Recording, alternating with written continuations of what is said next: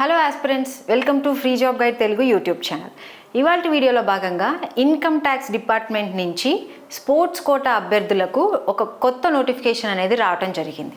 ఈ వీడియోలో మనం ఆ నోటిఫికేషన్ గురించి పూర్తిగా తెలుసుకుందాం.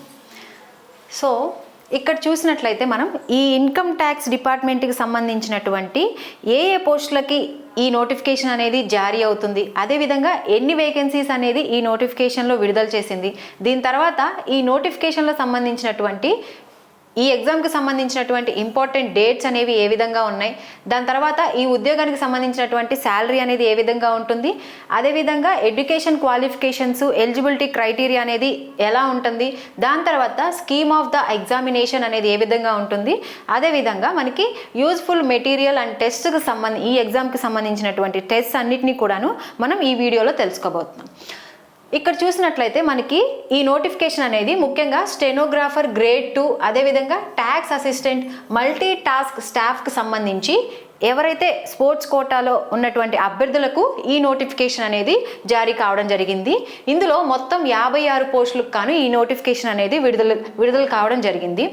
వీరి యొక్క పే స్కేల్ కనుక చూసుకున్నట్లయితే లెవెల్ 4 ప్రకారం వీరికి స్టార్టింగ్ 25,500 నుంచి 81,100 వరకు వీరికి పే స్కేల్ అనేది ఉంటుంది. దీని తర్వాత దీని యొక్క ఎలిజిబిలిటీ క్రైటీరియా కనుక చూసుకున్నట్లయితే ఎవరైతే అభ్యర్థులు 10th, ఇంటర్, డిగ్రీ పాస్ అయి ఉంటారో వారు ఈ ఉద్యోగానికి అప్లై చేసుకోవచ్చు. అదేవిధంగా వారి ఏజ్ అనేది 18 సంవత్సరాల నుంచి 25 సంవత్సరాల మధ్య అనేది ఉండాలి. యాజ్ పర్ గవర్నమెంట్ రూల్స్ ప్రకారం ఎవరైతే ఓబీసీ, ఎస్సీ, ఎస్టీలు ఉంటారో ఓబీసీలకి 3 years, అదేవిధంగా ఎస్సీ, ఎస్టీలకి 5 years అనేది ఏజ్ రిలాక్సేషన్ ఇవ్వటం జరుగుతుంది.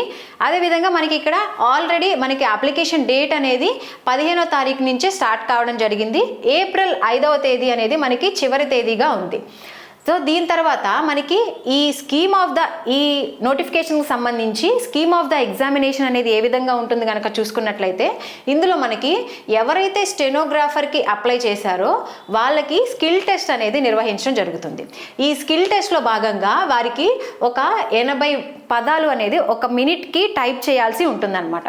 అదేవిధంగా ట్యాక్స్ అసిస్టెంట్ పోస్ట్కి ఎవరైతే అప్లై చేశారో వారికి డేటా ఎంట్రీ స్కిల్ టెస్ట్ అనేది నిర్వహించడం జరుగుతుంది.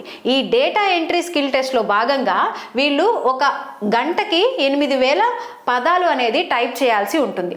ఎవరైతే ఈ స్కిల్ టెస్ట్ క్వాలిఫై అవుతారో వారికి తర్వాత డాక్యుమెంట్ వెరిఫికేషన్ చేసి వారిని ఈ ఉద్యోగానికి ఎంపిక చేయడం జరుగుతుంది. సో నేను ఇక్కడ ఈ ఉద్యోగానికి సంబంధించినటువంటి లింక్ అనేది నేను డిస్క్రిప్షన్లో మెన్షన్ చేశాను. మీరు వెళ్ళి అక్కడికి వెళ్ళగానే డైరెక్ట్గా ఇది మనకి అఫీషియల్ వెబ్సైట్కి తీసుకెళ్తుంది, మీరు అక్కడ అప్లై చేసుకోవచ్చు. దీనికి సంబంధించినటువంటి మెటీరియల్కి సంబంధించిన లింక్స్ కూడా నేను డిస్క్రిప్షన్లో మెన్షన్ చేశాను, మీరు అక్కడికి వెళ్ళి చూసుకోవచ్చు. సో ఇంకా ఈ ఉద్యోగానికి సంబంధించి ఎటువంటి డౌట్స్ ఉన్నా కానీ మీరు నాకు కమెంట్ బాక్స్లో మెన్షన్ చేయండి, నేను వెంటనే రిప్లై ఇవ్వడం జరుగుతుంది. సో ఇలాంటి మరిన్ని అప్డేట్స్ కోసం please follow our free job guide Telugu YouTube channel. Thank you.